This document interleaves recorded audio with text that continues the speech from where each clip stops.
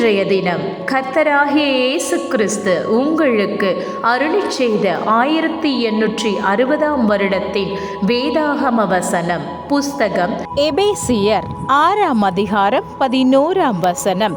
பிசாசினுடைய தந்திரமான வகைப்பாடுகளாய் பலமாய் விரோதித்து நிற்கும்படிக்கு திவ்ய சர்வாயுத வர்க்கத்தையும் தரித்து கொள்ளுங்கள்.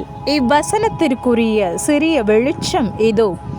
ஆகவே நம்முடைய சத்துருவை அவனுடைய தாக்குதல்களை கொண்டு நம்மால் அறிந்து கொள்ள முடிகின்றது. எவரொருவரும் எந்த ஆவியும் தேவனுடைய வார்த்தையுடன் உடன்படாமல் இருக்க முயற்சிக்கும் எந்த ஒரு நபரும் அதுதான் உங்களுடைய சத்துருவாகும்.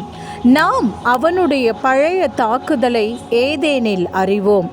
அந்த ஒன்றில்தான் அவன் மானிட வர்க்கத்தை தகர்த்து போட்டான். மேலும் அந்த விதமாகவே அவன் இன்னமும் இன்றைக்கும் தகர்த்து போடுகிறான்.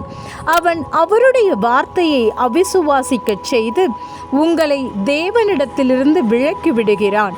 நீங்கள் தேவனோடு ஐக்கியத்தில் எப்போதும் தரித்திருந்து குளிர்ச்சியான மாலை பொழுதில் அவரிடத்தில் பேசுவதற்கு இருக்கின்ற ஒரே வழி இரு பக்கங்களிலும் வார்த்தைக்குள்ளாக அரணிடப்பட்டு தரித்திருத்தலே ஆகும். தேவனுடைய வார்த்தை என்னும் திரை உங்களை சுற்றிலும் விழட்டும். அதன் நடுவில் நீங்கள் ஒரு சிறு துளியாய் இருப்பீர்கள். ஆமேன்.